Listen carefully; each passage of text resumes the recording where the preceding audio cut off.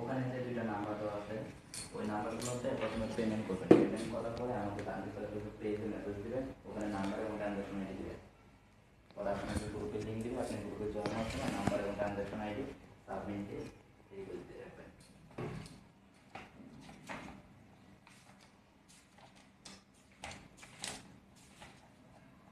হ্যাঁ, transaction ID এবং number text বাজারে দেবেন। ক্লাস শুরু আমি 10-15 তারিখের মাঝামাঝি ক্লাস শুরু হবে।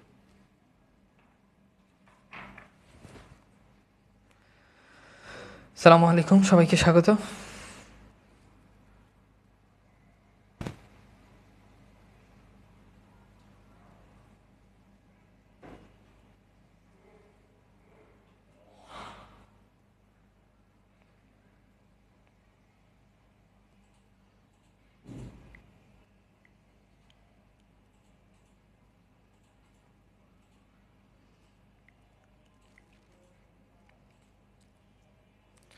আসসালামু আলাইকুম, সবাইকে স্বাগত জানাচ্ছি আমাদের আজকের ক্লাসে। একটু জানিয়ে দেন যে আমাকে দেখতে পাচ্ছেন কিনা এবং সব কিছু ঠিকঠাক আছে কিনা। সবাইকে স্বাগত জানাচ্ছি আমাদের আজকের ক্লাসে। ওকে, সো আই হোপ সব কিছু দেখা যাচ্ছে এবং সব কিছু ঠিকঠাক আছে। তো আমি একটু ওকে, জি কেমন আছেন? হ্যাঁ, আলহামদুলিল্লাহ ভালো আছি।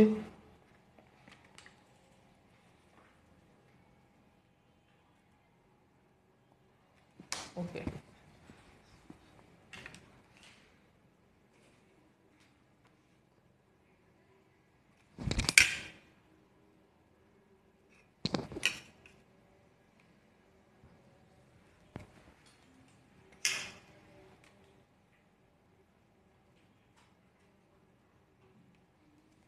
ওকে, তাহলে চলেন আমরা শুরু করি আমাদের আজকের ক্লাস। প্রথমত আমরা একটা টপিক আছে গুরুত্বপূর্ণ, সেটা হচ্ছে ধ্বনি পরিবর্তন। এবং ধ্বনি পরিবর্তনের পরে আমরা বাচ্চা আর বচন, ছোটো ছোটো দুটো টপিক, এগুলো নিয়ে আলোচনা করব। তো প্রথমত আমরা একটু আলোচনা করি যে ধ্বনি পরিবর্তন। ওকে, ধ্বনি পরিবর্তন। তো এই তিনটা টপিক পড়লে মোটামুটি আমাদের সবগুলো টপিকই পড়া শেষ। বাকি একটা টপিক আছে, সেটা হচ্ছে উক্তি। তো উক্তি এটা পড়ার মানে ওটা আপনি পড়ার দরকার নেই, ওটা থেকে জীবনে কোনোদিন পরীক্ষাতে প্রশ্ন আসে না, আসবেও না, ওটা বাদ, ওটা আপনি পড়বেন না। পড়লে পড়বেন, 5 মিনিট লাগবে, নিজেরা পড়লেই বুঝবেন। ওকে, তো সেটা বিষয় না। আসেন আমরা তাহলে মোটামুটি আমাদের আজকের যে ক্লাস সেটা শুরু করে দিই। জি কেমন আছেন? আসসালামু আলাইকুম। হ্যাঁ আলহামদুলিল্লাহ ভালো আছি এবং আলহামদুলিল্লাহ মোটামুটি সফলভাবে আপনাদের কোর্সটা শেষ হয়েছে। আজকে আপনাদের এই কোর্সের 22তম ব্যাচের শেষ ক্লাস, সর্বশেষ ক্লাস। আমরা মোটামুটি সাহিত্যিক, গুরুত্বপূর্ণ সাহিত্যিক পড়েছি, আধুনিক যুগ, মধ্যযুগ, প্রাচীন যুগ, তারপর হচ্ছে বাংলা ব্যাকরণের একেবারে সবগুলো টপিক A to Z আমরা পড়েছি আলহামদুলিল্লাহ। তো আজকে আমরা একদম শেষ ক্লাসে চলে যাব। প্রথমত হচ্ছে ধ্বনি পরিবর্তনটা কি। ধ্বনি পরিবর্তনটা হচ্ছে উচ্চারণের পরিবর্তন। যেমন আমরা কেউ বলে স্টেশন, কে বলে স্টেশন, কে বলে স্কুল, কে বলে স্কুল। এখন দেখেন জিনিসটা কিন্তু একই, কিন্তু উচ্চারণের ভিন্নতা। তো উচ্চারণের ভিন্নতার কারণে মূলত পরিবর্তনটা হয়। যেমন আমরা বলি কেউ বলে পানি, কেউ বলে হানি, জিনিসটা একই। কেউ বলে কন্যা, কেউ বলে কন্যা। এটাই হচ্ছে মূলত ধ্বনি পরিবর্তন। এখন আসলে আমরা ধ্বনি পরিবর্তনের বিভিন্ন টাইপগুলো নিয়ে একটু আলোচনা করি। আমি একদম সহজে বুঝাবো এবং আপনি যদি আমার ক্লাস করেন ধ্বনি পরিবর্তন, আপনার আর কোথাও যাওয়া লাগবে না, শুধু ক্লাস করবেন, বুঝবেন, নোট করবেন, দ্যাটস ইট, আর কিচ্ছু না। তো তাহলে আসেন আমরা একটু শুরু করি আমাদের আজকের যে ক্লাস সেটা শুরু করি। ওকে, তো প্রথমত হচ্ছে আমরা যে জিনিসটা পড়বো সেটা হচ্ছে বিষমী ভবন। বিষমী ভবন। এখন আসেন, বিষমী ভবন মানে কি? বিষমী ভবন, আপনার নামটা ভালো করে খেয়াল করেন। বিষমী ভবন মানে হচ্ছে একটা সমান জিনিসকে অসমান করবেন, বেসমান করবেন, এটা হচ্ছে বিষমী ভবন। যেমন দেখেন লাল, এখন এখানে দেখেন দুটো সমান সমান বর্ণ আছে। এখন লাল থেকে শব্দটা যখন হয়ে যায় নাল, তখন দেখেন এই যে দুইটা সমবর্ণ থেকে একটার পরিবর্তন।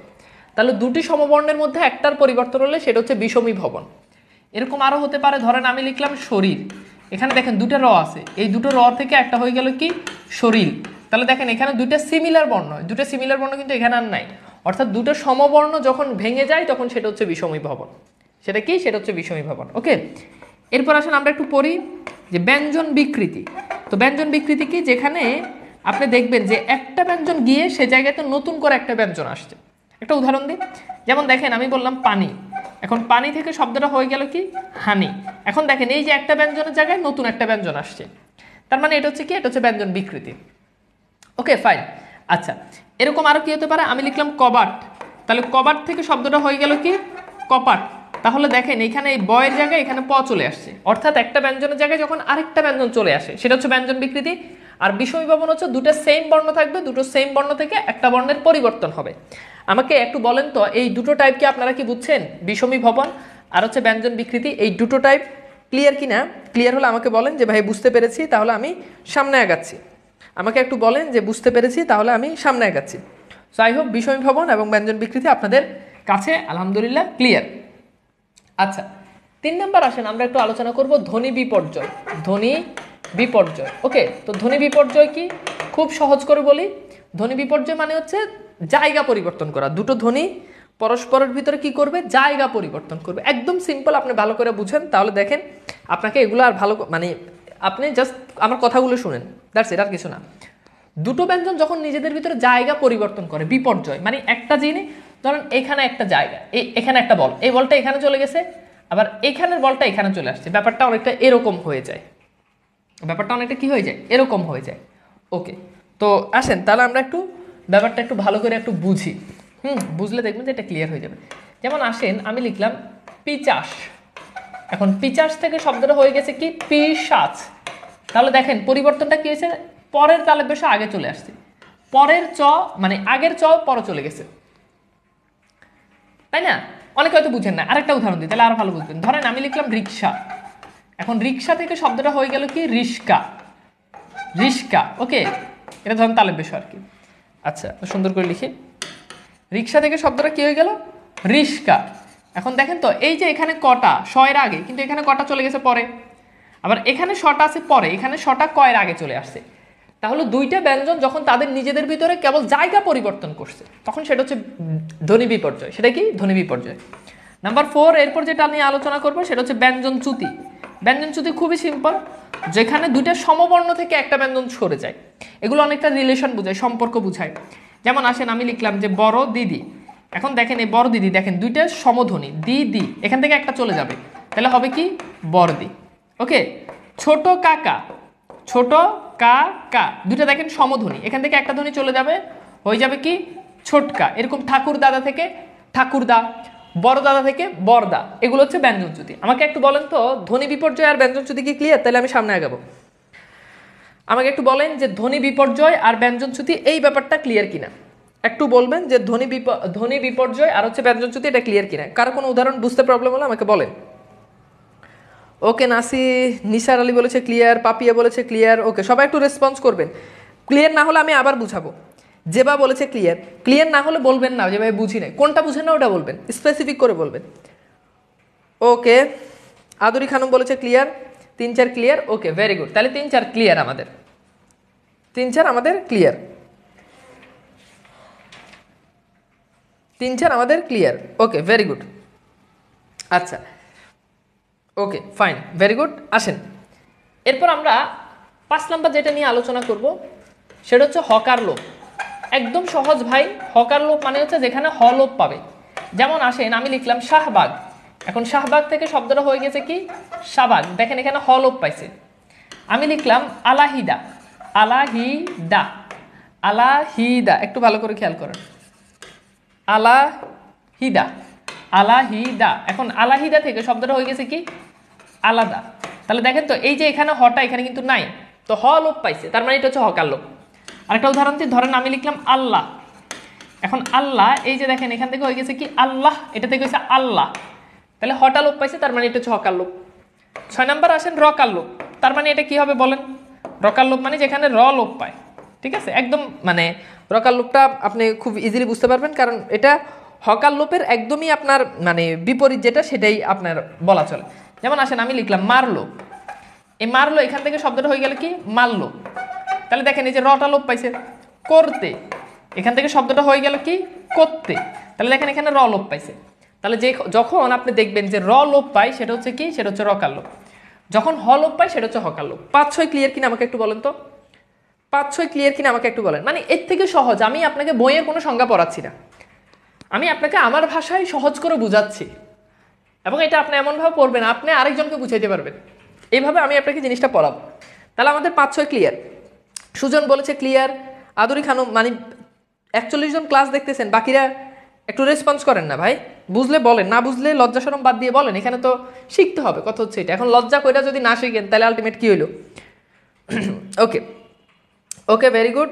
আচ্ছা, ক্লিয়ার। আচ্ছা, তাহলে আমাদের 5-6 ক্লিয়ার। এরপর আসেন আমরা একটু 7 নাম্বার নিয়ে আলোচনা করি। 7 নাম্বারটা হচ্ছে দ্বিত্ব ব্যঞ্জন। 7 নাম্বারটা কি? দ্বিত্ব ব্যঞ্জন। একদম ইজি ভাই। দ্বিত্ব মানে কি? 2, অর্থাৎ কোনো ব্যঞ্জন যদি 2 বার উচ্চারিত হয় সেটা হচ্ছে দ্বিত্ব ব্যঞ্জন। যেমন সকাল, সকাল থেকে শব্দটা হয়ে গেল কি? সকাল, তার মানে কি? দ্বিত্ব ব্যঞ্জন। পাকা, পাকা থেকে শব্দটা হয়ে গেল কি? পাক্কা, তার মানে কি? দ্বিত্ব ব্যঞ্জন। শেষ। বুঝছেন? বড়, বড় থেকে বড্ড, ছোট, ছোট থেকে ছোট্ট, দ্বিত্ব ব্যঞ্জন। 7 নাম্বার কি? অন্তর্হতি। অন্তর্হতি মানে কি বুঝেন? অন্ত মানে হচ্ছে মাঝ, হতি মানে হচ্ছে হারিয়ে যাওয়া, অর্থাৎ শব্দের মধ্য থেকে কোনো বর্ণ যদি হারিয়ে যায়, চলে যায়, তাহলে সেটা হচ্ছে অন্তর্হতি। যেমন আসেন আমি লিখলাম ইন্দুর, এখন ইন্দুর থেকে শব্দটা হয়ে গেল কি? ইঁদুর। তাহলে দেখেন এই যে এখানে দন্তন বাদ পড়ছে। আমি লিখলাম বাবজান, এই বাবজান থেকে শব্দটা হয়ে গেল কি? বাজান। তাহলে দেখেন এখানে কি? পটা লোপ পাইছে। এখানে কি হয়েছে? এখানে পটা লোপ পাইছে। আমি লিখলাম ফাল্গুন, ফাল্গুন। এখন ফাল্গুন হলে সেটা কি হয়ে যায়? সেটা হয়ে যায় ফাগুন। তাহলে দেখেন এখানে লটা লোপ পাইছে, অর্থাৎ শব্দ মধ্যস্থিত কোনো ব্যঞ্জন যদি অহেতুক বাদ পড়ে যায়, কোনো নিয়ম ছাড়াই সে অটোমেটিক বাদ পড়ে গেছে। নিয়ম ছাড়া বলতে কি? মানে এমনিতে যদি বাদ পড়ে যায় সেটা হচ্ছে অন্তর্হতি। আর দ্বিতীয় ব্যঞ্জন হচ্ছে একটা 2 বার হবে। তাহলে আমাকে বলেন, তাহলে আমাকে একটু বলেন যে 6-7 এটা ক্লিয়ার কিনা? স্যার শেষ দিন অন্তত বকা দিয়ে না, এটা অবশ্যই ভালো। শেষ দিন এখনো তো পড়াচ্ছি ভাই, পড়াশোনা যতক্ষণ থাকবে ততক্ষণ বকা থাকবে। পড়া শেষ হোক, তারপর ইমোশনাল কথাবার্তা, আগে পড়েন। আমাকে একটু বলেন স্যার আপনার সাথে একদিন সরাসরি কথা বলতে পারলে ভালো লাগতো। সরাসরি কিভাবে কথা বলবেন? যদি কখনো দেখা হয়, বিভিন্ন জায়গায় যাই, যদি কখনো দেখা হয় তাহলে বলবেন যে এততম 22তম ব্যাচের স্টুডেন্ট ছিলাম, তাহলেই হবে। ওকে, ইনশাল্লাহ। Okay fine. তাহলে আমাদের মোটামুটি অন্তর্হতি এটা ক্লিয়ার। 8 নাম্বারটা হচ্ছে সমীভবন। সমীভবন, সমীভবন। এখন পাশে লিখবেন যে এটা জটিল, মানে জটিল জিনিস। এটা জটিল জিনিস, এটা জটিল জিনিস এই জন্য বলতেছি যে এটা জটিল জিনিস, এটাকে সহজ করতে হবে। এই জন্য আপনার সর্বোচ্চ অ্যাটেনশন আমার দিকে দিতে হবে।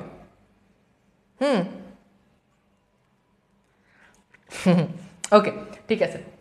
তো জটিল জিনিস এই জন্য এটাকে জটিল জিনিস বলছি, যে জটিল জিনিসটাকে আপনাকে সহজ করতে হবে। সমীভবনটা কি? সমীভবন মানে সমান করা। যেমন ধরেন আমি লিখলাম পক্ক। এখন বলেন এখানে ক এর নিচে কি আছে? বফালা আছে। তার মানে ক আর ব কিন্তু আলাদা বর্ণ, ডিফারেন্ট বর্ণ। এখন এটাকে সিমিলার বর্ণ যদি করতে হয় তাহলে হয়ে যাবে কি? পক্ক। তাহলে দেখেন এখানে ক ক চলে আসছে, ব্যাপারটা বুঝছেন? তার মানে খেয়াল করে দেখেন এই যে এখানে ক ব আর এখানে হচ্ছে ক ক, এই যে সমান করা, এটা হচ্ছে কি? এটা হচ্ছে সমীভবন। এখন সমীভবনটা আমাদের কয় ধরনের হয় এটা আগে বুঝতে হবে। প্রগত সমীভবন, পরাগত সমীভবন, আর একটা হচ্ছে অন্যান্য সমীভবন। এই 3 ধরনের সমীভবন: প্রগত সমীভবন, পরাগত সমীভবন, এরপর হচ্ছে অন্যান্য সমীভবন। এখন প্র মানে প্রথম, মনে রাখবেন প্রগত মানে হচ্ছে পরিবর্তনটা শেষে হবে, আর পর মানে শেষ, তার মানে পরাগত মানে হচ্ছে পরিবর্তনটা শুরুতে হবে, শেষ। তাহলে দেখেন শুরুতে যদি পরিবর্তন হয় তাহলে সেটা হচ্ছে সেটা হচ্ছে কি? পরাগত। যদি মানে প্র মানে প্রথম, তার মানে পরিবর্তন হবে শেষে। পর মানে শেষে, পর মানে কি? শেষে, তার মানে পরিবর্তন হবে শুরুতে। তার মানে পরিবর্তন কোথায় হবে? শুরুতে হবে। বুঝতে পারতেছেন? ওকে, এখন আসেন আমি কিছু উদাহরণ দিই। উদাহরণগুলো আপনি একটু ভালো করে খেয়াল করেন। আমি এই উদাহরণগুলো দিলে আপনার কাছে মোটামুটি ক্লিয়ার হয়ে যাবে। ওকে আসেন, যেমন ধরেন আমি লিখলাম পাকা। আচ্ছা পাকা না, ধরেন আমি এই যে একটু আগে যে উদাহরণটা দিলাম, আমি বললাম পক্ক। এই পক্ক থেকে শব্দটা হয়ে গেল পক্ক, মানে ক ক। এখন আমাকে বলেন তো এখানে সমান মানে পরিবর্তনটা কোন জায়গাতে হয়েছে? আগে হয়েছে না পরে হয়েছে? আমাকে একটু বলেন। এবং কোন জায়গাতে হয়েছে সেটার উপর ডিপেন্ড করে আপনি বলতে পারবেন যে এটা প্রগত না পরাগত। অন্যান্যটা আমি পরে শিখাচ্ছি। আগে বলেন আপনার কাছে কি মনে হয় যে এটা প্রগত নাকি এটা পরাগত? এরপর আসেন আমি লিখলাম চক্র। এখন চক্র থেকে শব্দটা হয়ে যাবে কি? চক্ক। তাহলে দেখেন এইখানে এটাকে বিশ্লেষণ করলে পাবেন কি? ক যোগ র, চক্র। আর এখানে বিশ্লেষণ করলে সিমিলার বর্ণ ক যোগ ক। তেমন মনে ব্যাপারটা বুঝতে পারছেন? এখন তাহলে এইবার বলেন এটা কোন ধরনের হবে? এখন খুব ইজি, দেখেন এখানে পরিবর্তনটা কিন্তু পরে হয়েছে, তার মানে পরে হলে এটা হচ্ছে কি? যদি পরে হয় পরিবর্তন মানে শেষে হয়, তার মানে এটা হচ্ছে অবশ্যই কি হবে? শেষে পরিবর্তন হলে অবশ্যই এটা প্রগত। এখানেও সেম, দেখেন পরিবর্তনটা শেষ হয়েছে, তার মানে এগুলো কি, এই দুটো হচ্ছে প্রগত সমীভবন। এই দুটো কি, এই দুটো হচ্ছে প্রগত সমীভবন। তো আমার মনে হয় প্রগত সমীভবনটা বুঝতে পারছে। একজন বলছে প্রগত পরাগত, না দুইটাই তো প্রগত, দুইটাতেই তো পরিবর্তন শেষ হয়েছে। এখানে চ তো এখানে চ ঠিকই আছে, চয় তো কোনো পরিবর্তন, এখানে শুরুতে প আর এখানে প তো ঠিকই আছে, ঠিক আছে। আচ্ছা, তার মানে দুটাই কি হবে, দুটোই হবে আমাদের প্রগত। এখন আসেন, এইবার আসেন আমরা একটু দেখি। এখন একটা জিনিস খুব একটু নর্মাল সেন্সে একটু চিন্তা করুন। ধরেন আমি লিখলাম বিপদ, একটু দেখেন দেখেন আমি লিখলাম কি, আমি লিখলাম বিপদ যোগ জনক, বিপদ যোগ জনক। এখান থেকে কি দাঁড়ালো, এখান থেকে দাঁড়ালো বিপদজনক, বিপদ যোগ জনক, এখান থেকে দাঁড়ালো কি বিপদজনক। এখন দেখেন এখানে এই যে শেষের অংশটা কি, পরে কি জনক, আবার দেখেন এখানে কি আছে, জনক আছে। তাহলে দেখেন তো এই যে জনক, এই জনক আর এই জনক কিন্তু ফিক্স, ঠিক আছে। তার মানে দেখেন এই জনক, পরের জনকটা কিন্তু পরিবর্তন হয় নাই, কিন্তু প্রথমে এখানে আছে কি বিপদ। আচ্ছা আপনি আমাকে বলেন তো এখানে কি বিপদ আছে? বিপদজনককে বিশ্লেষণ করলে প্রথম অক্ষে কি বিপদ আছে না বিপদ আছে? দেখেন এখানে কিন্তু আছে বিপদ, এখানে কি আছে বিপদ। তাহলে শুরুর অংশের পরিবর্তন হয়েছে, শুরুতে যে বিপদ আছে এটা এখানে হয়েছে বিপদ, শুরুতে যে বিপদ আছে এটা এখানে হয়েছে কি বিপদ। আরেকটা খেয়াল করেন, ধরেন আমি লিখলাম তৎ যোগ হিত, তাহলে এখান থেকে কি হলো, এখান থেকে হলো তদ্ধিত। এখন খেয়াল করে দেখেন এই যে এখানে হতে পরিবর্তনটা হয়েছে, এটা আপনি দেখেন এই যে এখানে আছে তৎ, এখানে হয়েছে তৎ, এখানে আছে তৎ, এখানে হয়েছে তৎ। তার মানে এগুলোতে শুরুর অংশ পরিবর্তন, এখানে বিপদ, এখানে হয়ে গেছে বিপদ। যেহেতু শুরুর অংশ পরিবর্তন হয়, তার মানে এগুলোকে বলা যায় এগুলো হচ্ছে কি প্রগত সমীভবন, সরি এগুলো হচ্ছে কি, সরি এগুলো হচ্ছে পরাগত সমীভবন, কারণ এগুলো তো শুরুতে পরিবর্তন হয়। তার মানে শুরুতে পরিবর্তন হলে সেটাকে বলা হয় কি, সেটা হচ্ছে পরাগত সমীভবন।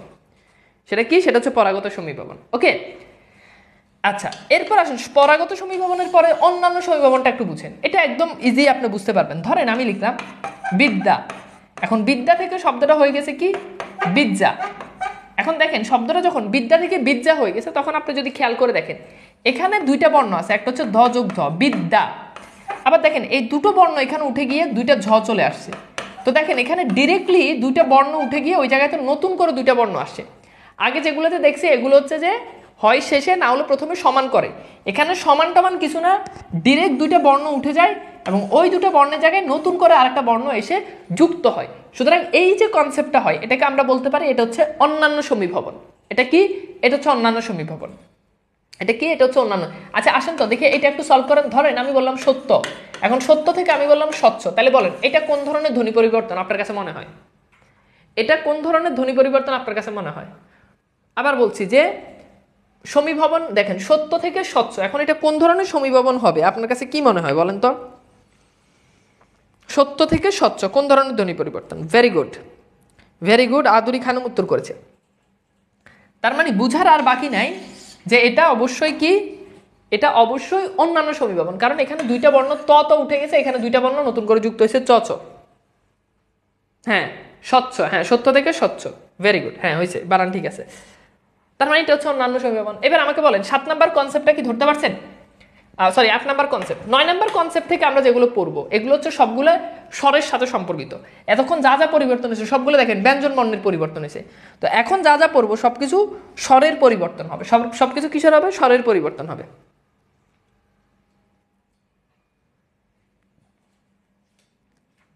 ওকে,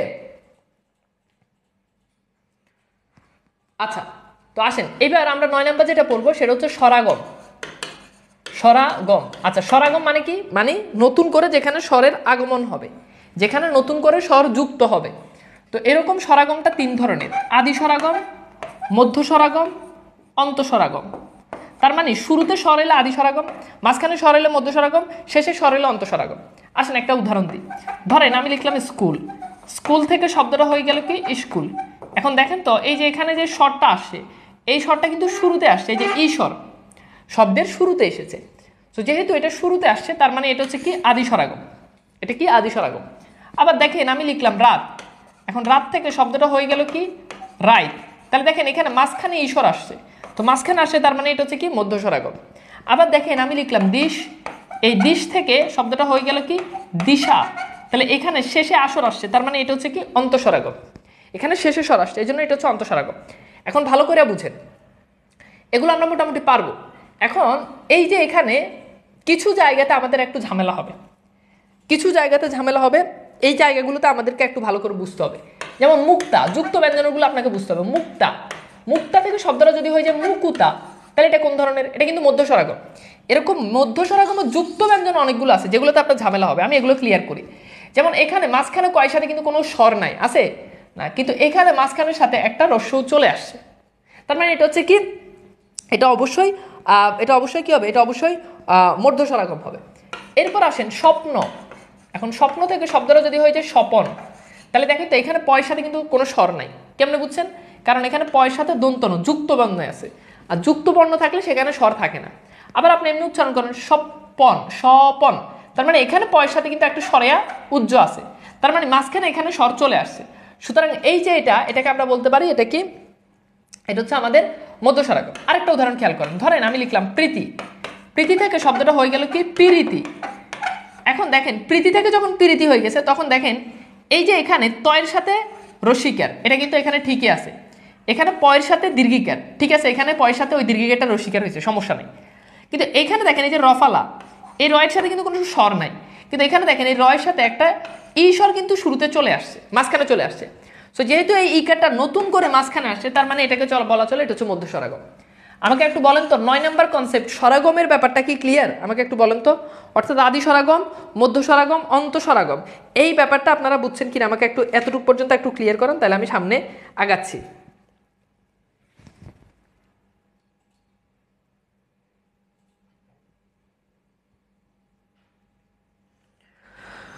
ওকে, আশা বলেছে ক্লিয়ার, শারিয়ার বলেছে বুঝিনি, কোনটা বুঝেন নাই ভাই? Okay fine. এরপর আসেন এই কনসেপ্টটার মতো 10 নম্বর আমরা আরেকটা জিনিস পড়বো 10 নম্বর, সেটা এটার বিপরীত, সেটা হচ্ছে স্বরলোপ। সেটা কি? সেটা হচ্ছে স্বরলোপ। আরেকটা জিনিস মনে রাখবেন, স্বরলোপের আরেক নাম সম্প্রকর্ষ। স্বরলোপের আরেক নাম কি? সম্প্রকর্ষ। এখন আসেন এই স্বরলোপটা নিয়ে আমরা কেন আলোচনা করব একটু ভালো করে বুঝেন। স্বরলোপের আরেক নাম কি? সম্প্রকর্ষ।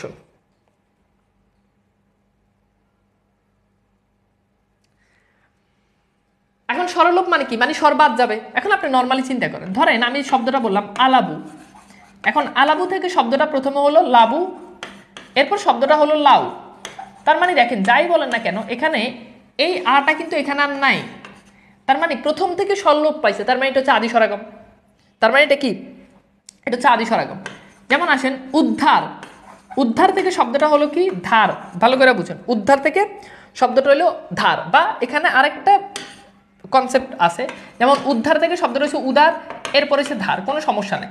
তো দেখেন এই উদ্ধার থেকে মাঝখানের হিসাবটা বাদ দিলাম, যখন ডিরেক্ট দাঁড় হয়ে গেছে তখন এই যে শুরুতে যে উ স্বরটা আছে এটা কিন্তু নাই, তাহলে শুরু থেকে স্বর লোপ পাইছে, তার মানে এটা হচ্ছে আদি স্বরাগম। এটা কি? এটা হচ্ছে আদি স্বরাগম। আচ্ছা এরপর আসেন, সরি আদি স্বরলোপ, আদি স্বরলোপ, কারণ এখানে শুরু থেকে স্বরলোপ পাইছে, এই জন্য এটা হচ্ছে কি? আদি স্বরলোপ। এখন আসেন একটা উদাহরণ, ধরেন আমি বললাম যে সুবর্ণ, সুবর্ণ থেকে শব্দটা হয়ে গেলে কি? স্বর্ণ।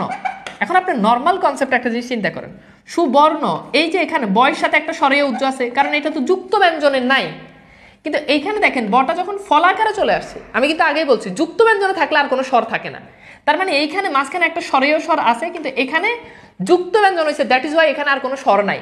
তো তার মানে এই স্বরটা মাঝখান থেকে লোপ পাইছে, তার মানে এটা হচ্ছে মধ্য স্বরলোপ। এটা কি? এটা আমাদের অবশ্যই মধ্য স্বরলোপ। এরপর আসেন আমি লিখলাম আশা, এখন আশা থেকে শব্দটা হয়ে গেল কি?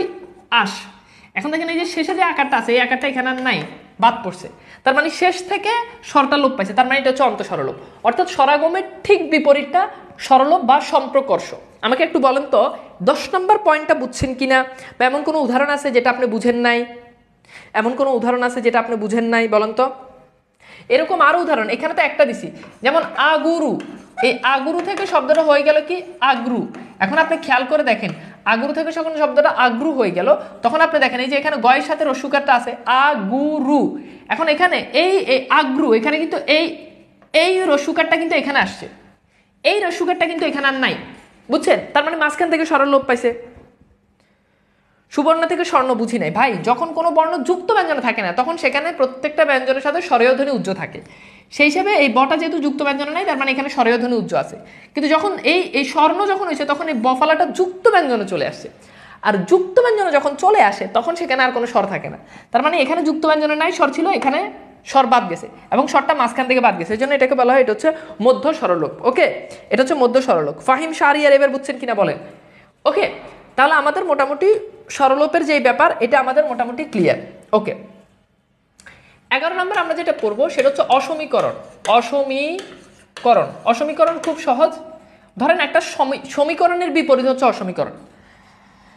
ধরেন আমি বললাম যে পট, একটু ভালো করে বুঝেন, ধরেন আমি বললাম যে পট, এখন এই পট যোগ পট, এই পট যোগ পট এখান থেকে কি হবে? ফটা ফট, পট যোগ পট এখান থেকে পটাপট। তাহলে দেখেন এই যে এখানে পট আর পট এই দুটোর মাঝখানে একটা আসর যুক্ত হলে কিন্তু অসমান হয়ে যায়। এখন দেখেন এখানে কিন্তু অসমান হয়ে গেছে, যেমন ফটা আর এখানে হচ্ছে ফট, এখানে কিন্তু সমান ফট ফট, এই ফট ফট থেকে যখন অসমান হয়ে যায়, যেমন এখানে হচ্ছে পটা এরপর হচ্ছে ফট, এখন ফটা একটা শব্দ ফট আর একটা শব্দ, ডিফারেন্ট ডিফারেন্ট শব্দ, এরকম এগুলোকে বলা হয় অসমীকরণ। যেমন ঘপা গপ, ঝপা ঝপ, ঢপা ডপ, ফলাফল, হ্যাঁ এই টাইপ যেগুলো আছে এই সবগুলো হচ্ছে অসমীকরণ। এটা আপনারা পারবেন, এটা একদম ইজি। বানানের সেকেন্ড আরেকটা ক্লাস নিতে চাইছিলেন, নিলে খুব ভালো হতো। বানানের আরেকটা ক্লাস নিতে চাইছিলাম, বানান তো আমরা একটা ক্লাসে পড়াই, আরেকটা ক্লাস নিতে চাইছিলাম, আমার তো মনে পড়তেছে না, হয়তো একটা ক্লাসে কমপ্লিট হয়েছে এই জন্য আর দ্বিতীয় ক্লাস লাগে নাই। তবে আমি দেখবো যে কতটুকু পড়ানো হয়েছে, তাই না? আর তাছাড়া বানানোর উপর আমার যে বানানবিদ্যা বইটা আছে ওটা নিলে আপনি একদম প্রো হয়ে যাবে, সব কিছু একদম নিয়ম বাই নিয়ম ইয়ে করে দেওয়া আছে, সুতরাং ওইটা পড়লে আমার মনে হয় না যে আর কোনো জিনিস বাকি থাকবে। ওকে, আচ্ছা, ওকে বুঝছেন? আচ্ছা, তাহলে 11 নম্বরের যে ব্যাপারটা সেটা হচ্ছে কি, সেটা হচ্ছে আমাদের অসমীকরণ। অসমীকরণটা আমাদের কাছে ক্লিয়ার। ওকে, 12 নাম্বারটা হচ্ছে অভিশ্রুতি। অভিশ্রুতি সাধারণত ইয়া এবং উয়া প্রত্যয়যুক্ত শব্দ, ইয়া এবং উয়া এই দুটো প্রত্যয়যুক্ত শব্দ যদি সাধুরীতি থেকে চলিত রীতি হয়, কিসে থেকে ভাই? সাধু থেকে যদি কি হয়? চলিত, তাহলে সেটা হচ্ছে অভিশ্রুতি। ব্যাপারটা ভালো করে বুঝেন। যেমন আমি বললাম বলিয়া, এখানে কোন প্রত্যয় যুক্ত আছে? ইয়া প্রত্যয়। বলিয়া কি সাধুরীতির শব্দ না চলিত রীতির শব্দ? সাধুরীতির শব্দ। তাহলে বলিয়া থেকে বলে কোন ধরনের ধ্বনি পরিবর্তন? অভিশ্রুতি। এরকম করিয়া থেকে করে, ধরিয়া থেকে ধরে, ভরিয়া থেকে ভরে, মারিয়া থেকে মারে, তার মানে এই টাইপ যতগুলো আছে সবগুলো হচ্ছে অভিশ্রুতি, সবগুলো কি? অভিশ্রুতি। যেমন আসেন মাছুয়া, মাছুয়া মানে হচ্ছে যে মাছ ধরে, তার মানে এখানে কোন প্রত্যয় যুক্ত আছে? উয়া প্রত্যয়। তাহলে মাছুয়া থেকে হয়ে গেল কি? মেছো, তার মানে এখানে উয়া প্রত্যয় যুক্ত সাধুরীতির শব্দ থেকে চলিত রীতির শব্দ, তার মানে সাধুরীতির শব্দ থেকে চলিত রীতির শব্দ হলে এবং সেখানে যদি ইয়া অথবা উয়া এই দুটো প্রত্যয় যদি থাকে তার মানে সেটা হচ্ছে অভিশ্রুতি। আমাকে একটু বলেন তো, এই 11 নম্বর অসমীকরণ এবং 12 নম্বর অভিশ্রুতি কি ক্লিয়ার? আমাকে একটু বলেন তো, 11 নম্বর অসমীকরণ এবং 12 নম্বর অভিশ্রুতি কি ক্লিয়ার?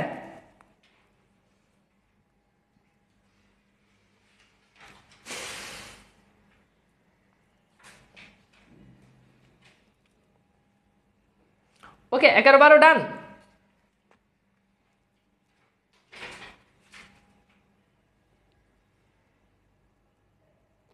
এগারোটা আরেকবার বুঝেন। 11টা খুব সিম্পল। ফল পট পট দুইটা সমান শব্দ, এটাকে অসমান করে দিছি, এখানে আসছে পটা, এখানে আসছে পট, এখানে দুইটা সিমিলার শব্দ পট পট, এখানে আসছে পটা পট, অসমান হয়ে গেছে। পটাপট, ঘপাগপ, ঝপাঝপ, ঢপাঢপ সবগুলো অসমীকরণ। ওকে, যেবা আশা করি বুঝছেন। ওকে আসুন 13 নাম্বার আমরা পড়বো স্বরসঙ্গতি। 13 নাম্বার কি? 13 নাম্বার আমরা পড়বো স্বরসঙ্গতি। ওকে আচ্ছা, তো স্বরসঙ্গতি একটু ভালো করে খেয়াল করেন তো। স্বরসঙ্গতি মানে হচ্ছে স্বরটা কেবল রূপের পরিবর্তন করবে। যেমন খেয়াল করেন, ধরেন আমি লিখলাম মূলা, এখন এখানে শেষে কোন স্বর আছে? আসর। মূলা থেকে শব্দটা যখন হয়ে যায় কি? মূলো, তখন দেখেন এই আকারটা ওকার হয়ে গেছে, এরকম মানে স্বরটা শুধু তার রূপের পরিবর্তন করবে, এটা হচ্ছে স্বরসঙ্গতি।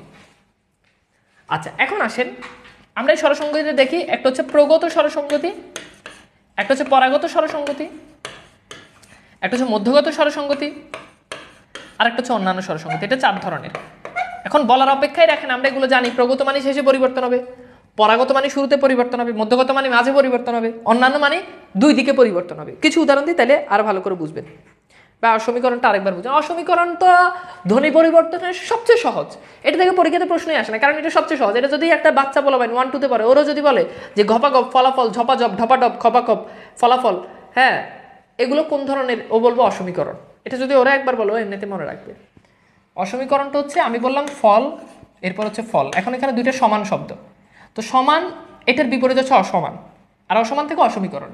এখন এই ফল ফল মিলে যদি হয় ফলাফল, তাহলে এখানে এই ফলা এটা একটা শব্দ, ফল এটা একটা শব্দ। এখন এখানে কি আর সিমিলার শব্দ আছে? এটা কি সমীকরণ না এটা অসমীকরণ? এটা অবশ্যই অসমীকরণ, তার মানে এটা অসমীকরণ, শেষ।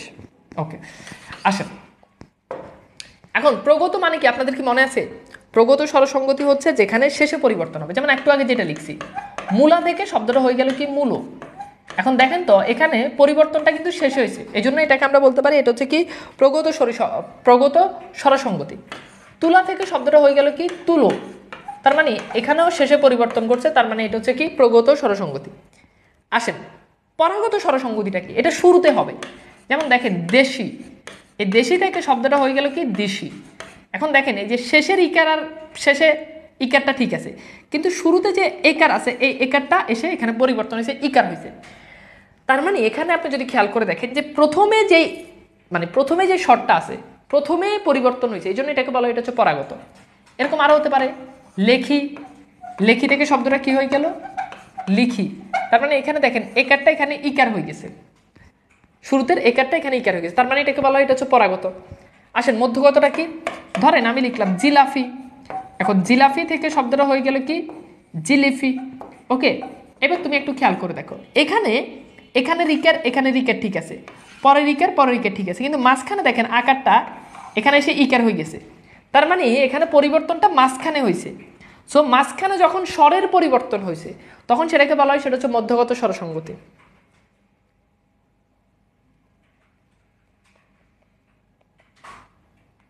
তখন সেটাকে কি বলে? সেটাকে বলা হয় সেটা হচ্ছে মধ্যগত স্বরসঙ্গতি। ওকে, তখন সেটাকে বলা হয় কি? সেটা হচ্ছে মধ্যগত স্বরসঙ্গতি। আচ্ছা, এরপর আসুন অন্যান্য স্বরসঙ্গতি। তো অন্যান্য স্বরসঙ্গতিটা কি একটু ভালো করে বুঝুন। অন্যান্য স্বরসঙ্গতি হচ্ছে যেমন আসেন আমি লিখলাম যে মুজা, এই মুজা থেকে শব্দটা হয়ে গেল কি, হ্যাঁ দেখেন মুজা থেকে শব্দটা হয়ে গেল কি মুজো, মুজো।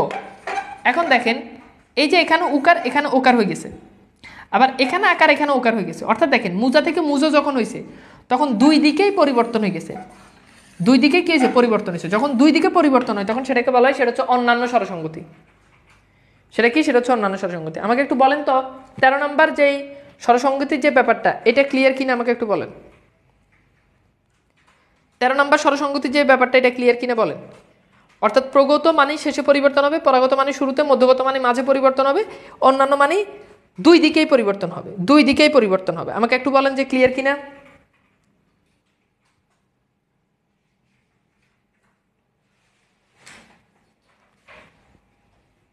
13 নম্বর কি ক্লিয়ার? ওকে, ক্লিয়ার। ওকে, এরপর আসলে আমরা একটু আলোচনা করব 14 নম্বর এবং সর্বশেষ পয়েন্ট। 14 নম্বরটা হচ্ছে কি অপিনিহিতি। অপিনিহিতি 14 নম্বর হচ্ছে কি অপিনিহিতি। অপিনিহিতি অপিনিহিতিতে কনসেপ্ট হচ্ছে এরকম যে আগের রস্বই অথবা রস্বাউ যদি আগের না পরের, দেখেন ভালো করে বুঝেন, আমি বললাম যে পরের রস্বই অথবা রস্বাউ যদি আগে আসে, কোথায় আসে? আগে আসে।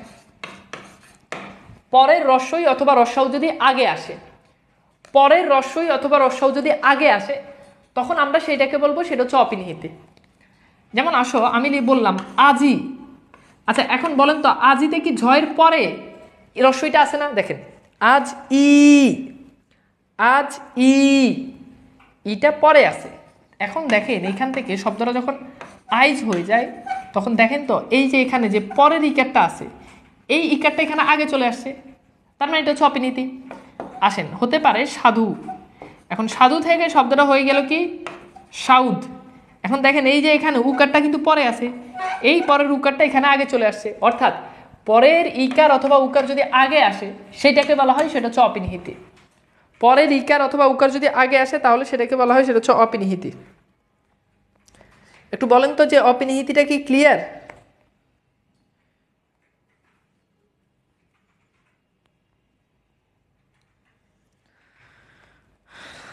অপিনিহিতিটা কি ক্লিয়ার?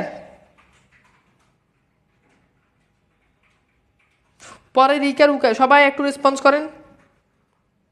ওকে, অপিনিহিতি ক্লিয়ার সাদিয়া? না সাদিয়া, আরেকটা নিয়ম আছে অপিনিহিতির, সেটা হচ্ছে মনে রাখবেন এই টাইপ যখন দেখবেন, ধরেন কন্যা, এই যে কন্যা, এই কন্যার আগে মানে এই সমস্ত জায়গাগুলোতে যদি নতুন করে রস্বই চলে আসে, কন্যা থেকে কন্যা, দেখেন এটা হচ্ছে অপিনিহিতি।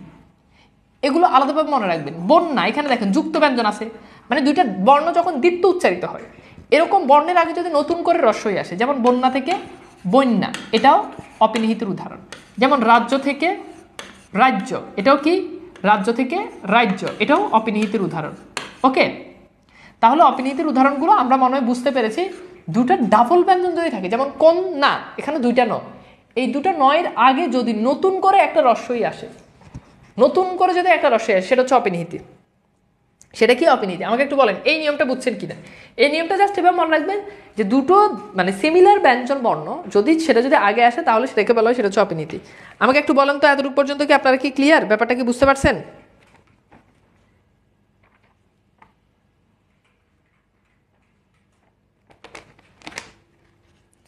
ক্লিয়ার কিনা একটু বলেন।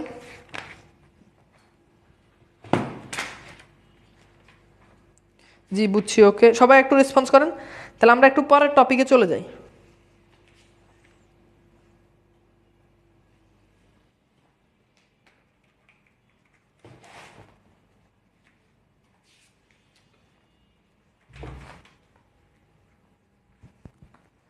ওকে আসেন, তো আমরা এখন আলোচনা করব বাচ্য। বাচ্চকে ইংরেজিতে বলা হয় বয়েস। বয়েস কি আপনারা সবাই জানেন, বাক্যের প্রকাশভঙ্গি।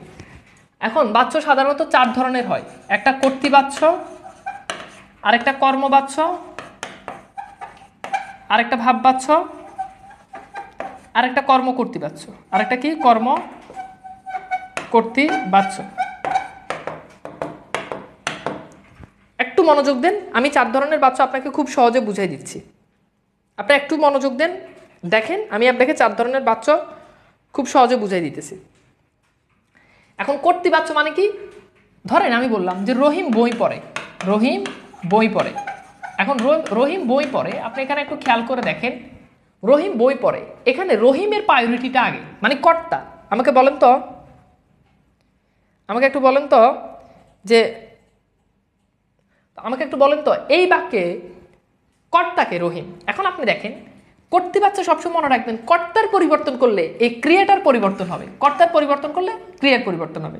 যেমন আমি যদি বলি রহিম বই পড়ে, এখন এই জায়গাতে আমি যদি বলি এই রহিমের পরিবর্তে আমি যদি বলি সে, এখন কি আমি বলবো সে বই পড়ে? আচ্ছা ঠিক আছে, সে বই পড়ে।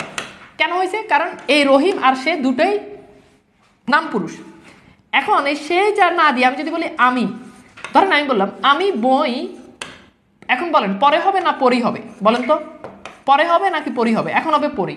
তাহলে কর্তৃবাচ্যের কনসেপ্টটা হচ্ছে এরকম যে যখন আপনি কর্তার পরিবর্তন করবেন, তখন দেখবেন যে অটোমেটিক ক্রিয়ার পরিবর্তন হয়ে যাবে।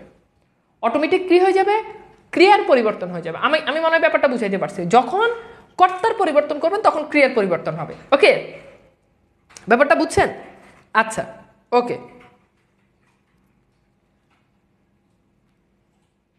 বুঝছেন কিনা আমাকে একটু বলেন।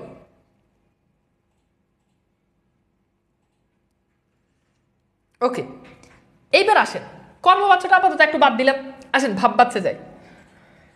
তো ভাববাচ্য হচ্ছে মানে আপনি যাই পরিবর্তন করেন ক্রিয়ার কখনো পরিবর্তন হবে না। ভাববাচ্যে আপনি যাই পরিবর্তন করবেন আপনি মনে রাখবেন যে কখনো কি হবে না, ক্রিয়ার পরিবর্তন হবে না। যেমন আসেন আমি বললাম এবার মাছ ধরা যাক, এবার মাছ ধরা যাক। এখন দেখেন আপনি বললেন যে এবার মাছ ধরা যাক। এখন দেখেন এখানে আপনি যাই পরিবর্তন করেন, আমি বললাম যে এবার মাছ ধরা যাক, এই মাছের জায়গায় আমি যদি বলি এবার পানি ধরা যাক, তা দেখেন এই যাক ক্রিয়ার কোনো পরিবর্তন হচ্ছে না। আমি যদি পানি না বলে যদি বলি এবার তোমাকে ধরা যাক, তাহলে এই যে দেখেন তোমাকে, তাও কোনো পরিবর্তন হচ্ছে না। দেখছেন, তার মানে কি যাক ক্রিয়ার কোনো পরিবর্তন হচ্ছে না। অর্থাৎ আপনি ভাববাচ্যের ক্ষেত্রে যাই পরিবর্তন করেন ক্রিয়ার পরিবর্তন হবে না, যে কোনো। হ্যাঁ, আপনি ধরার জায়গায় যদি বলেন নেওয়া, যে এবার পানি নেওয়া যাক, তাও দেখেন যাক ক্রিয়ার পরিবর্তন হচ্ছে না। তার মানে এটা হচ্ছে ভাববাচ্য। তাহলে কর্তৃবাচ্য বুঝলাম, যেখানে কর্তার পরিবর্তন করলে ক্রিয়ার পরিবর্তন। ভাববাচ্যে কোনো কিছুর পরিবর্তন হয় না।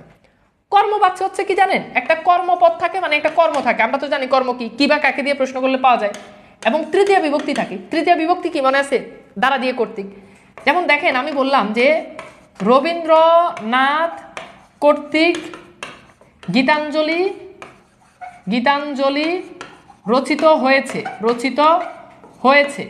এখন দেখেন রচিত হয়েছে কি প্রশ্ন করেন, কি রচিত হয়েছে? উত্তর হচ্ছে গীতাঞ্জলি, তার মানে কর্ম আছে। এরপর দেখেন তো এই যে কর্তৃক তৃতীয় বিভক্তি আছে না নাই? আছে, তার মানে এটা হচ্ছে কর্মবাচ্য। তার মানে কি এটা হচ্ছে কর্মবাচ্য। এখন আচ্ছা বলেন তো, আমি যদি বলি, শুধু যদি এটা বলি যে রবীন্দ্রনাথ গীতাঞ্জলি রচনা করেছে, একটু ভালো করে খেয়াল করুন, রবীন্দ্রনাথ গীতাঞ্জলি রচনা করেছে, তখন এটা কিন্তু আর কোনোভাবেই কিন্তু কর্মবাচ্য হবে না। কেন হবে না ভাই? কারণ এখানে কিন্তু তৃতীয় বিভক্তি নাই, এবং এখানে আপনি কর্তার পরিবর্তন করলে ক্রিয়ার পরিবর্তন হবে। রবীন্দ্রনাথের জায়গায় যদি বলি আমি গীতাঞ্জলি রচনা করেছি, এখন কিন্তু করেছে ক্রিয়া হয়ে যাবে করেছি। তার মানে এখানে এই কর্তৃক থাকছে, এবং এখানে কিন্তু কর্তৃক নাই। তার মানে কর্মবাচ্য আমার মনে হয় বুঝতে পারছেন। আমাকে একটু বলেন তো কর্মবাচ্য বুঝছেন কিনা, একটা একটা করে বুঝেন, আমরা একটা একটা করে আগাবো। আর সর্বশেষ আরেকটা আছে, সেটা হচ্ছে কর্মকর্তৃবাচ্য। আমাকে একটু বলেন যে কর্মবাচ্য বুঝছেন কিনা, বুঝছেন? তার মানে রবীন্দ্রনাথ কর্তৃক গীতাঞ্জলি রচিত হয়েছে, এটা কর্মবাচ্য। কিন্তু কর্তৃক বাদ দিয়ে যদি বলি রবীন্দ্রনাথ গীতাঞ্জলি রচনা করেছে, তখন কিন্তু আবার কর্তৃবাচ্য। স্যার ক্লাসগুলো সারা বছরই রেকর্ড থাকবে? জি আলহামদুলিল্লাহ, ইনশাল্লাহ রেকর্ড থাকবে, আপনারা দেখতে পারেন। এবং কখনো অনাকাঙ্ক্ষিত যদি কোনো প্রবলেম হয়, যে কথাটা আমি বারবার বলি, আমার আইডি ডিজেবল হয়ে গেছে, আমার ক্লাসগুলো অটোমেটিক ফেসবুক রিমুভ করে দিচ্ছে, তখন সেই দায়ভার আমার নাই, আমি ক্লাস ধরবও না। কিন্তু যদি অনাকাঙ্ক্ষিত কোনো সমস্যা হয়, সেটা দায়ভারও আমি নিব না। ব্যাপারটা বুঝতে পারতেছেন? এখানে সারা জীবন আমি ক্লাসগুলো রেখে দিব, আমার ডিলিট করার কোনো দরকার নাই। কিন্তু ফেসবুকে কোনো একটা আপডেট দিল, ভিডিও সবগুলো চলে গেল, আমার আইডি ডিজেবল হয়ে গেল, আমার আইডি প্রবলেম হলো, ভিডিও ডিলিট হয়ে গেল, ভিডিও চলে গেল, তখন সেই দায়ভার আমি আর নিব না, বুঝছেন? মানে আমি ধরবো না ভিডিও, আজীবন এখান থেকে দেখতে পারবেন। অনাকাঙ্ক্ষিত কোনো সমস্যা হলে সেটা আবার আমি জানি না, কারণ সমস্যা তো আর আমাকে বলে কয়ে আসবে না যে আমি আপনাদেরকে অ্যালার্ট করে দেব। আচ্ছা এখন আসেন, এটা মোটামুটি আমাদের ক্লিয়ার। এরপর আসেন আমরা যেটা পড়বো সেটা হচ্ছে কর্মকর্তৃবাচ্য। খুব সিম্পল, অর্থাৎ যেখানে কর্ম কর্তার মতো কাজ করে, একদম সহজ জিনিস, যেখানে কর্ম কর্তার মতো কাজ করে। যেমন আমি বললাম এ কলমে ভালো লেখা হয় না বা যায় না। এখন দেখেন এই বাক্যে কলম কি কর্তা না কর্ম? নর্মালি সে কিন্তু কলম কিন্তু কর্তা হইতে পারে না। কিন্তু দেখেন কলম কর্তা এমন ভাব ধরতেছে যে সে নিজে নিজে লেখার কাজটা করে, কিন্তু কলম তো আসলে কখনো নিজে নিজে লেখে না।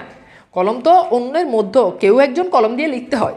আমি বললাম যে সাইকেল দ্রুত চলছে। এখন সাইকেল দ্রুত চলছে, আপনি দেখেন সাইকেল কিন্তু কর্ম, এখন কর্ম কিন্তু কর্তার মতো কাজ করতেছে, অথচ সাইকেল কিন্তু নিজে নিজে চলতে পারে না। এখানে কলম কিন্তু নিজে নিজে লিখতে পারে না, সাইকেল কিন্তু নিজে নিজে চলতে পারে না, কেউ একজন তাকে চালায়, কিন্তু কর্তার কোনো ভূমিকা নাই। কর্মই যেখানে ডিরেক্ট কাজ করে, বাক্যের ভাবটা যখন এমন বুঝায় কর্ম ডিরেক্ট কাজটা করে, তখন সেটাকে বলা হয় সেটা হচ্ছে কর্ম কর্তৃবাচ্য। এবার আমাকে বলেন যে এই 4 ধরনের বাচ্য ক্লিয়ার কিনা? কর্মবাচ্যে কি তৃতীয় বিভক্তি থাকতেই হবে? ব্যাপারটা আসলে এরকম না, তবে আমাদের পরীক্ষাতে যেগুলো আসে অলমোস্ট সবগুলোতেই তৃতীয় বিভক্তি যুক্ত থাকে।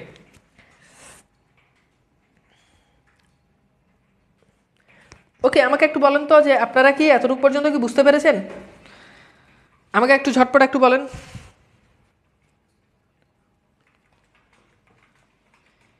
ভাইয়া আমি নিজস্ব প্রবলেমের কারণে সমাজের ক্লাসটা রেকর্ড করছি, তারপর সমাজে ভালো করে বুঝতে পারিনি, বুঝিনি আপনার কথাটা। আচ্ছা বুঝছেন? ওকে ফাইন, তাহলে আমাদের মোটামুটি এটা শেষ। এইবার আসেন আমরা একটু আলোচনা করব বচন।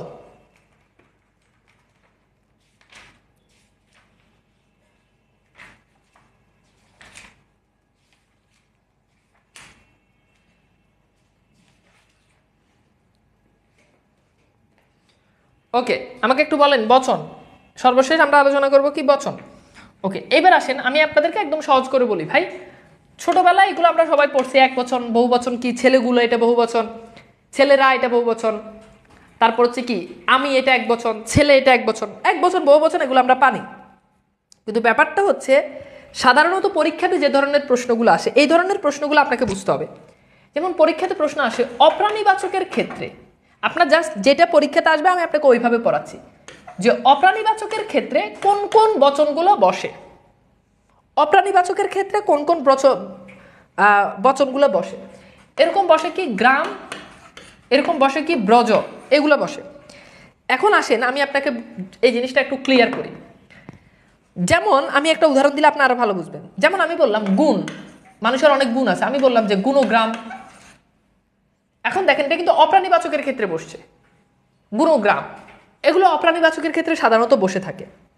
আবার দেখেন আপনাকে বুঝতে হবে কোনটা কিসের ক্ষেত্রে বসে। আবার দেখেন প্রাণীর ক্ষেত্রে কোনটা বসে, প্রাণীর ক্ষেত্রে কোনটা বসে, প্রাণীর ক্ষেত্রে হতে পারে যে কুল বসে, কুল, সব বসে, হতে পারে যে সকল সমূহ বসে, এগুলো হচ্ছে প্রাণীর ক্ষেত্রে বসে।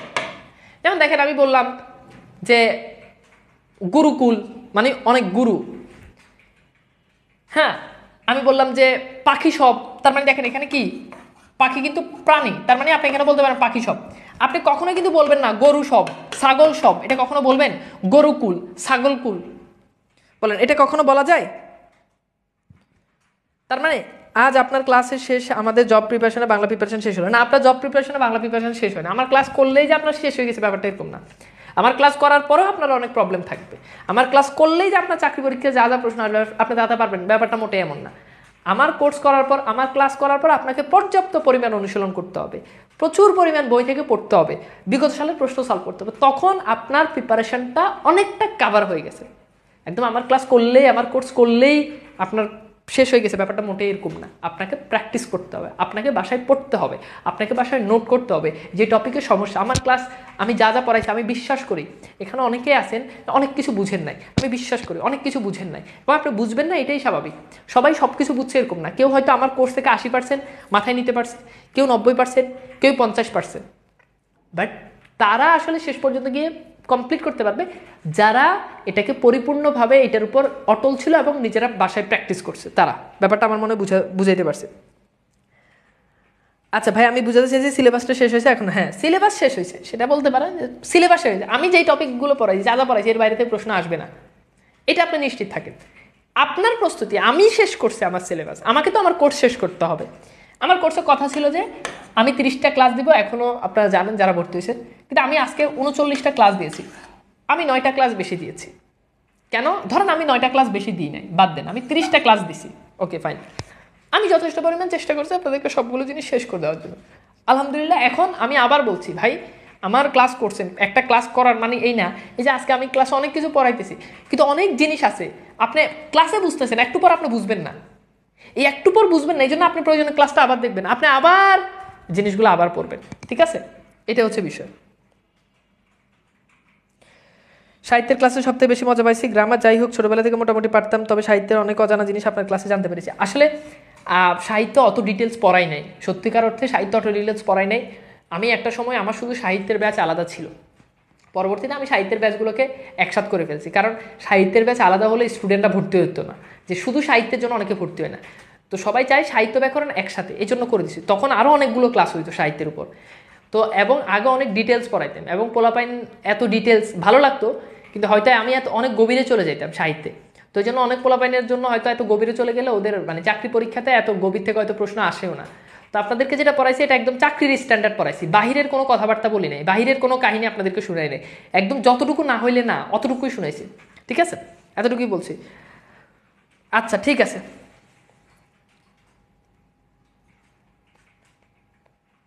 এখন আমি যেখানে ছিলাম, তার মানে এই তিনটা কিসের ক্ষেত্রে ব্যবহৃত হয়? এই তিনটা প্রাণীর ক্ষেত্রে ব্যবহৃত হয়। এই তিনটা কিসের ক্ষেত্রে ব্যবহৃত হয়? প্রাণীর ক্ষেত্রে। এখন আসেন অপ্রাণীর ক্ষেত্রে ব্যবহৃত হয় এরকম কোনগুলো? অপ্রাণী। এই অপ্রাণীর ক্ষেত্রে ব্যবহৃত হয়, এখানেই কথা আছে। যেমন আসেন আবলি, যেমন আমি বললাম গুণাবলী, বিষয়াবলী, পদাবলী, আমি বললাম যে গুচ্ছ, এটা অপ্রাণীর ক্ষেত্রে ব্যবহৃত হয়। যেমন আমি বললাম যে আলোক গুচ্ছ, আমি বললাম যে কবিতা গুচ্ছ। এখন কবিতা গুচ্ছ এটা কি প্রাণী? না, এটা অপ্রাণী।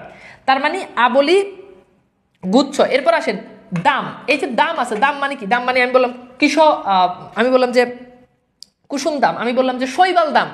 তার মানে এই দাম এটা কিন্তু বহুবচন বুঝায় কেবল কিসের ক্ষেত্রে? অপ্রাণীর ক্ষেত্রে। যেমন আসেন মালা, আমি বললাম যে তারকা মালা, আমি বললাম যে অনুষ্ঠান মালা, আমি বললাম যে আলোকমালা।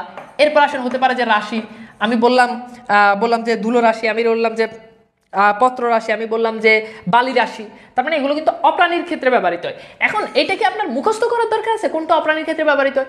এটা তো ভাই কমন সেন্স। এগুলো কখনো আপনি বলেন মানুষ বলি, আপনি কখনো বলেন শিক্ষক বলি, আপনি কখনো বলেন ছাত্রগুচ্ছ, কখনো বলেন ছেলে দাম, তারপর এটা কমন সেন্স ভাই, কিছু না, কমন সেন্স। পরীক্ষা প্রশ্ন কোনটা প্রাণীর ক্ষেত্রে ব্যবহৃত হয়, কোনটা অপ্রাণীর ক্ষেত্রে ব্যবহৃত হয়, এই আর কিছু না।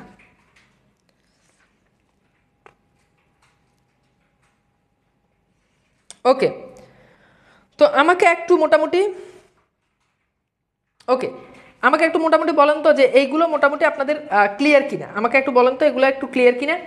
অর্থাৎ আপনি জাস্ট এটা পড়বেন কোনটা প্রাণীর ক্ষেত্রে, কোনটা অপ্রাণীর ক্ষেত্রে, কোনটা দ্বারা বহুবচন বোঝায়, কোনটা দ্বারা কি বোঝায়, এই জিনিসগুলো আসলে পড়বেন। আসেন কিছু ব্যাপার আপনাকে একটু বুঝাই দিই। যেমন ধরেন আমি বললাম পাকা আম, এখন পাকা আম বলেন এখানে কি বহুবচন বোঝাচ্ছে? না।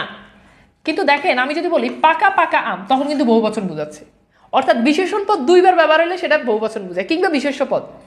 যেমন দেখেন আমি বললাম হাঁড়ি সন্দেশ, তার মানে কিন্তু এক হাঁড়ি সন্দেশ।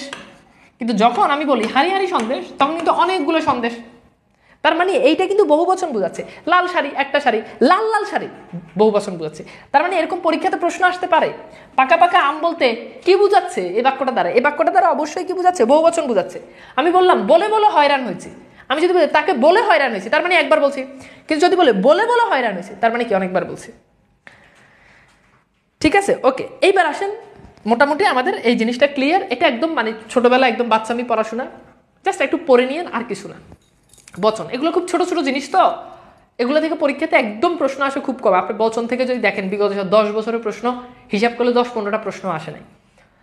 তো যাই হোক, এখন আসেন আমি একটু গুরুত্বপূর্ণ আমি কিছু কথাবার্তা বলি আপনাদের উদ্দেশ্যে। প্রথম কথাটা হচ্ছে ভাইয়া দেখেন, আমি আপনাদের এখানে একদম বুঝতেই পারতেছেন যে যেহেতু ব্যাকরণের উপর 39টা ক্লাস হয়েছে, ওভারঅল যদি 30টাও ধরি তবুও ব্যাকরণের জন্য অনেক ক্লাস। আপনারা অনেক জায়গাতে অনেক কোর্স কিনছেন, দেখবেন যে সেখানে আসলে একটা বাংলার জন্য কখনোই এতগুলো ক্লাস দেয় না। তার মানে এখানে অনেক ডিটেলস পড়ানো হয়েছে। এখন অনেকেই এখানে আছেন বিসিএসের, অনেকে আছেন ব্যাংকের, অনেকে আছেন প্রাইমারির। সবাই যদি এই ক্লাসগুলো করতে পারেন তাহলে আমি বুকে হাত দিয়ে বলবো যে আপনার বাংলা প্রস্তুতি শেষ, যদি বুঝে বুঝে যদি ক্লাসগুলো শেষ করতে পারেন। বাট প্রাইমারি যারা আছেন তারা মনে করেন যে ভাই আমার এত পড়তে হবে না, তাহলে আপনার সিলেক্টিভ টপিক থেকে, সিলেক্টিভ যে টপিকগুলো আছে, আপনার সমাজের প্রবলেম আপনি এখান থেকে সমাজটা দেখে নেন। আপনি যেভাবে ইচ্ছা আপনি ওইভাবে ক্লাসগুলো দেখে নিন, কোনো সমস্যা নেই। আমি আমার জায়গা থেকে চেষ্টা করেছি, অর্থাৎ পুরো চাকরির বাজারে, চাকরির যে কোনো জায়গায় চাকরির জন্য আপনি চাকরি পরীক্ষা দিতে গেলে আপনার যাতে আমার এই কোর্স থেকে যাতে পুরোপুরি কমন পড়ে, আমি সেই চেষ্টাটা করছি এবং আমি সেভাবে পড়াইছি। হ্যাঁ, এটা ঠিক যে আমার ব্যক্তিগতভাবে আমার অনেক ব্যর্থতা রয়েছে, আমি সেটা স্বীকার করে নিচ্ছি। আমি হয়তো মাঝে মধ্যে আমার ব্যক্তিগত সমস্যার কারণে, পারিবারিক সমস্যার কারণে, যে কোনো কারণে হয়তো আপনাদের ক্লাসের রুটিন দিয়েও আমি সেভাবে ক্লাস নিতে পারি নাই। মাঝে মধ্যে ক্লাসের দূরত্ব রেগুলার আমি হয়তো বা ক্লাসও নিতে পারি নাই, মাঝে মধ্যে এই প্রবলেম হয়েছে। এবং আমি হয়তো বা আমার ব্যর্থতার কারণে আমার শরীরে কুলাইতেছে না, আমি পারতেছি না, এই জন্য আমি হয়তো বা কোনো ক্লাস চাইলে অনেক বড় করতে পারতাম, আমি সেটা করি নাই, আমি ছোট করে দিছি। আমি চেষ্টা করছি পড়ানোর জন্য, হয়তো ভালো পড়াইতে পারি নাই, হয়তো যেভাবে পড়ানোর দরকার হয়তো পড়াইতে পারি নাই। আমি হয়তো বা অনেক জিনিস শুদ্ধ পড়াইতে গিয়ে আমার ভুল হয়ে গেছে, হতেই পারে আমার ভুল হয়ে গেছে, ধরেন আমার ভুল হয়েছে। সব কিছু মিলে একজন মানুষ হিসাবে, নট অনলি টিচার বাট আমি একজন মানুষ, সেই হিসাবে আমার কিছু ভুল ভ্রান্তি, আমার কিছু ডেডিকেশনের কমতি থাকলেও থাকতে পারে, এবং আমি বিশ্বাস করি ভুল ভ্রান্তি হয়তো হইলেও হয়েছে। আমার কিছু ডেডিকেশনের কমতি থাকলেও থাকছে, আমি বিশ্বাস করি যে আমার ডেডিকেশনের কমতি ছিল। সব কিছু মিলে ওভারঅল আপনাদের কাছে আন্তরিকভাবে আমি ক্ষমাপ্রার্থী। যদি আমার একান্ত কোনো দোষ যদি পেয়ে থাকেন, বা আমার যদি কোনো এই কোর্স পরিচালনার ক্ষেত্রে যদি কোনো দুর্বলতা পেয়ে থাকেন, তাহলে আমি একান্ত ক্ষমাপ্রার্থী। বাট আমি আমার জায়গা থেকে সর্বোচ্চ চেষ্টা করছি, কারণ আমি আমার প্রত্যেকটা কোর্সে সবচেয়ে বেশি ডেডিকেশন দেওয়ার জন্য চেষ্টা করি। পিছনে একটাই কারণ, যে অনলাইনে কখনোই খারাপ ডেডিকেশন দিয়ে টিকে থাকা যায় না। আজকে আপনি আমার কোর্স করার পর আপনি আরেকজনকে কিন্তু আমার কোর্সের জন্য রেফার করবেন, আপনি আসছেন কিন্তু আরেকজনের মাধ্যমে, কোনো না কারো একজনের মাধ্যমে আপনাকে কেউ একজন সাজেস্ট করছে। এই জন্য আমরা কখনো অনলাইনে, আমি অ্যাটলিস্ট কখনো খারাপ সার্ভিস দিই না, এবং কোনো স্টুডেন্ট বলতেও পারবে না যে আমি কখনো খুব একটা খারাপ সার্ভিস দিচ্ছি। ওই যে মানুষ হিসাবে হয়তোবা কিছু জিনিস হয়তোবা ভুল ত্রুটি হয়ে যায়, কিছু ডেডিকেশন হয়তো কমতি হয়ে যায়, সারাদিন অফলাইনে ক্লাস নিয়ে এসে আবার আপনাদের ক্লাস নেওয়া, তো এটা অনেকটা আপনাদের অনেকের কাছে এটা হয়তো সম্ভব না। সব কিছু মিলে তো যদি এরকম কিছু হয়ে থাকে তাহলে আমি আন্তরিকভাবে দুঃখিত, এবং আপনাদের জন্য অনেক অনেক দোয়া রইল, ভালোবাসা রইল। আপনারা চেষ্টা করেছেন, আপনারা আমার সাথে ছিলেন আন্তরিকভাবে, আমি আপনাদের কাছে এই জন্য কৃতজ্ঞ যে আমাকে সময় দিয়েছেন। আমি আমার জায়গা থেকে চেষ্টা করেছি, আল্লাহ সহায় হয়েছেন, এবং সুস্থতার সাথে আপনাদের সফলভাবে আপনাদের সবগুলো ক্লাস, যেই পরিমাণ যা ক্লাস দেওয়ার কথা ছিল সেই ক্লাস আলহামদুলিল্লাহ আমি দিলাম, যতগুলো ক্লাস দেওয়ার কথা ছিল ততগুলো ক্লাস দিলাম, এবং এর থেকে বেশি ক্লাস দিয়েছি আলহামদুলিল্লাহ। তো আমি আমার জায়গা থেকে চেষ্টা করেছি, আপনারা লেগেছিলেন, এটা আমার জন্য অনেক বড় একটা পাওয়া। এবং সব মিলে আমি আপনাদের কাছে একটা রিকোয়েস্ট থাকবে, যদি আপনারা যদি এখান থেকে যদি ভালো, আপনার কাছে যদি মনে হয় যে আমাদের যে ক্লাস পেমেন্ট, আমাদের যে কোর্স ফি, সেটা অনুযায়ী আপনি অনেক ভালো সার্ভিস পাইছেন, তাহলে আপনি আরেকজনকে আমাদের কোর্সের ব্যাপার বা আমার সম্পর্কে আমাদের কোর্সটা নির্দ্বিধায় আপনি বলতে পারেন। আমাদের অলরেডি আলহামদুলিল্লাহ আপনাদের ব্যাচের পরপর আরেকটা ব্যাচ, সেটা হচ্ছে আমাদের 24তম ব্যাচ। আপনাদের ব্যাচটা হচ্ছে 22তম, 24তম ব্যাচটা কয়েকদিনের ভিতরেই রান হবে। আপনারা ওই কোর্সের সন্ধান আপনাদের বন্ধুবান্ধবী অনেকে আছে তাদেরকে দিতে পারেন। অনেকে আছে অফলাইনে ভর্তি হয়েছেন, আপনারাই অনেকে আছেন যে ভালোভাবে পড়তে পারেন না, বুঝতে পারেন না।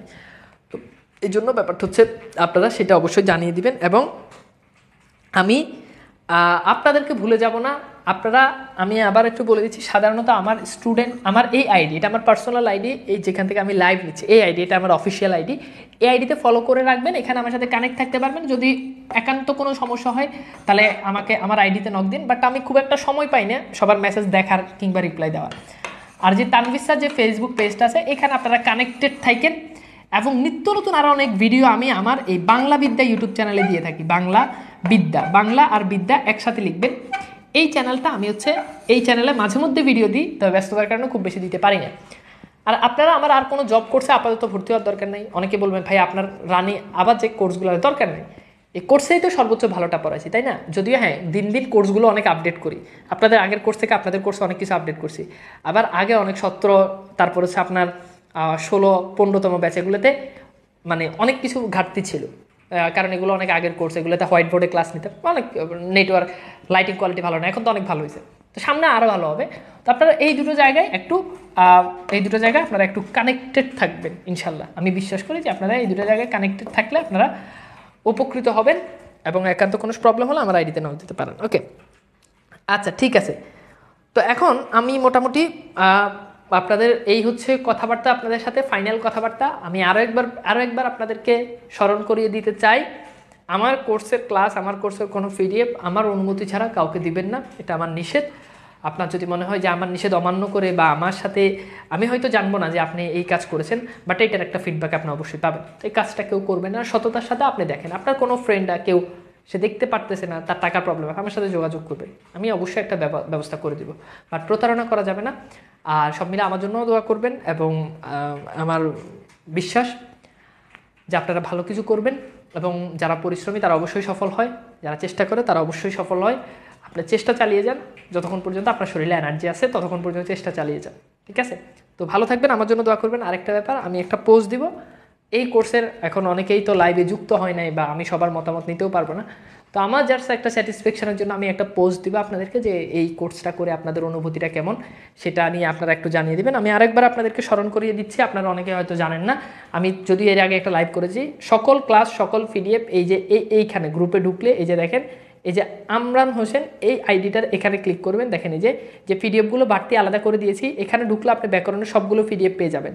কিছু কিছু পিডিএফ দেওয়া থাকবে না, ওই পিডিএফগুলো হচ্ছে আমরা ক্লাসের ক্যাপশনে আমরা যুক্ত করে দিই। ওকে, ক্লাসের ক্যাপশনে আমরা যুক্ত করে দিই। এইখান থেকে এই যে দেখেন সবগুলো ক্লাস এখানে দেওয়া আছে, ক্লাসগুলো এখান থেকে করবেন। হ্যাঁ, এই ক্লাসগুলো যেমন এই যে একদম সবগুলো ক্লাস দেওয়া আছে। ওকে, সো এইবার আমরা মোটামুটি এখান থেকে আপনারা ক্লাসগুলো করবেন। ওকে, তো ভালো থাকবেন এবং সুন্দর সুস্থ থাকবেন। আমি একটা পোস্ট দিব যে আপনাদের কোর্স নিয়ে মতামত, ওভারঅল একটা কোর্সের রিভিউ দিবেন। আই হোপ ইনশাল্লাহ আপনারা সেটা করবেন এবং ভালো থাকবেন, অনেক অনেক বেশি ভালো থাকবেন এবং সুস্থ থাকবেন। দোয়া করবেন আমার জন্য।